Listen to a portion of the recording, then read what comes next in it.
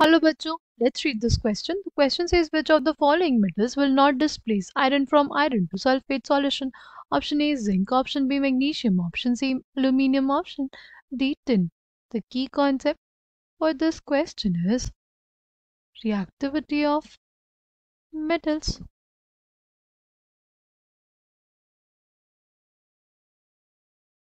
अगर बात करें हम लोग रिएक्टिविटी ऑफ मेटल्स की तो हम लोग उसको देखते हैं with the help of reactivity series. Potassium फिर सोडियम, फिर हमारे पास आ जाए मैग्नीशियम, फिर एल्यूमिनियम, फिर zinc, iron, tin, lead, hydrogen, फिर कॉपर, सिल्वर, गोल्ड और प्लैटिनम। राइट। जो ज़्यादा रिएक्टिव मेटल होगा वो अपने से कम रिएक्टिव मेटल को डिस्प्लेस कर सकता है in its salt solution from its salt solution. Right.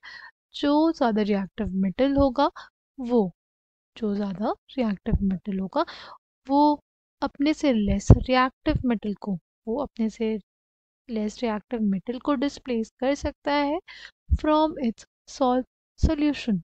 Right. जैसे अगर कोई भी अगर इनमें से कोई भी जो मेटल दिए गए वो ज़्यादा रिएक्टिव होंगे आयरन से, राइट, आयरन से, तो वो आयरन सल्फेट के सॉल्यूशन से आयरन को डिस्प्लेस कर सकते हैं। अगर हम लोग ध्यान से देखें तो जिंक जो है वो हमारे पास क्या होता है, ज़्यादा रिएक्टिव होता है, इसलिए जिंक तो डिस्प्लेस कर देगा। मैग्नीशियम भी उससे क्या है, ज़्यादा रिएक्टिव है, इसलिए मैग्नीशियम भी उसको डिस्प्लेस कर देगा। एल्यूमिनियम भी उससे ज़्यादा रिएक्टिव है, इस वजह से एल्यूमिनियम भी इसको डिस्प्लेस कर देगा।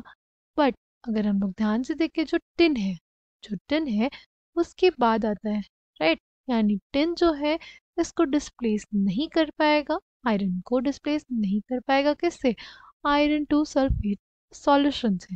राइट। बट बाकी जिंक, एल्यूमिनियम और मैग्नीशियम तीनों ही डिस्प्लेस कर सकते हैं आयरन को from iron two sulphate solution. ऐसा क्यों? ऐसा इस वजह से because these elements are these metals are more reactive than iron. I hope आपको ये बात समझ में आई होगी। Correct answer for this question would be option D. I hope you understood it well. Thank you and all the best.